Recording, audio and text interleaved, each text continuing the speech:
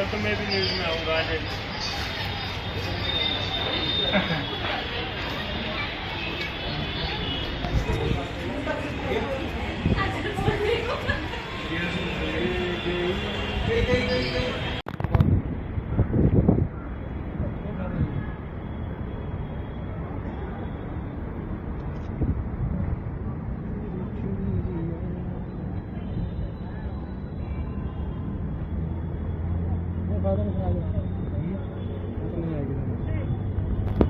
और शनिवार वाड़ा को एक इतिहास है।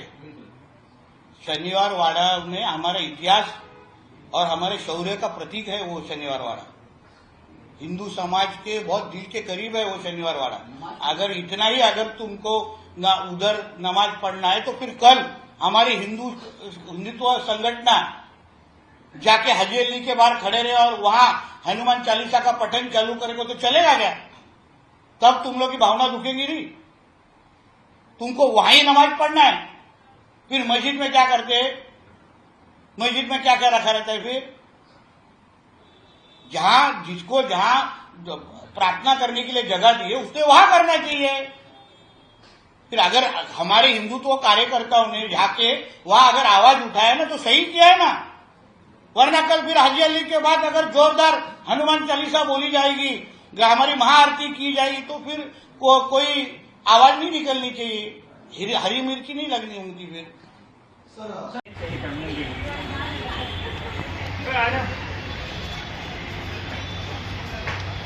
कल तो मैं भी न्यूज में आऊँगा आज।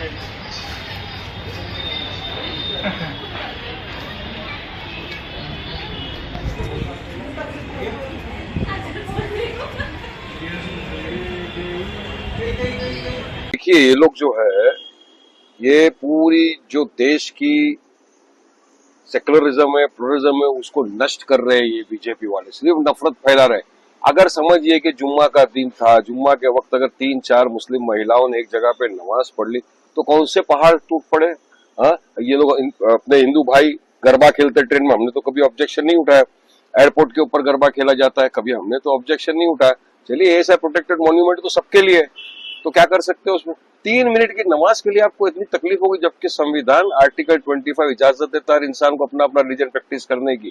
तो आप कितना नफरत फैलाएंगे? और शुद्धिकरण करने जा रहे हो। अरे शुद्धिकरण करना है आपको, अपने दिमाग का शुद्धिकरण करिए। जो दिमाग में आपकी नफरत फैली हुई है ना, शुद्धिकरण उसका करिए। ये सिर्फ नफरत की दिशा में लेके जा रहे हैं। सेकुलरिज्म प्लुरलिज्म का सत्यानाश किया जा रहा है, असंवैधानिक चीजें करी जा रही है, और जो गंगा जमनी तहजीब का हमारा भारत देश प्रतीक था उसको मिटाने की पूरी बीजेपी वाले कोशिश कर रहे हैं। विकास, डेवलपमेंट, बेरोजगारी, महंगाई, इस पे बात करने का इनके पास कोई मुद्दा ही नहीं है। तो बस इस तरह आ गए शुद्धिकरण करने के लिए चले जाएंगे। कितना नफरत, सिर्फ नफरत फैलाना चाहते ही है और कुछ नहीं है। 3-4 मिनट की जुम्मा का वक्त नमाज अगर किसी ने पढ़ लिया तो मैं नहीं समझता हूँ कि हाथी घोड़े पहाड़ टूट पड़े उसके। तो सबको मिलजुल के रहना चाहिए, प्यार मोहब्बत के वातावरण में मोहब्बत फैलाना चाहिए। तो आप चले वहां पे शुद्धिकरण करने के लिए। मैं फिर बोल रहा हूँ, शुद्धिकरण आपको अपनी मानसिकता की करनी है। वो मानसिकता जो नफरत से भरी हुई है उसका शुद्धिकरण आप करिए, देश का विकास होगा और देश में मोहब्बत बढ़ेगी।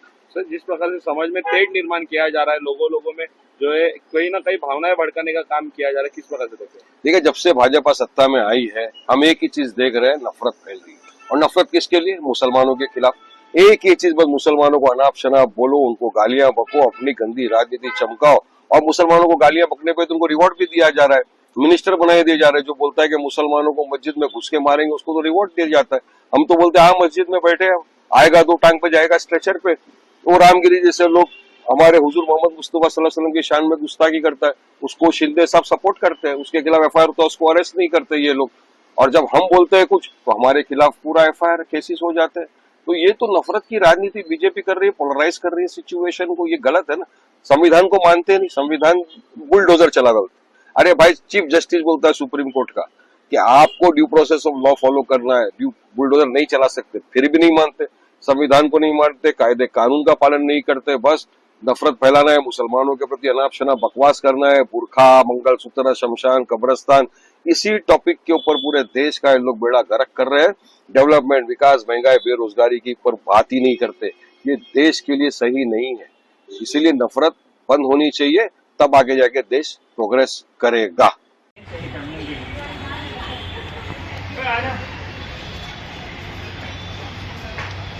कल तो मैं भी न्यूज में आऊँ।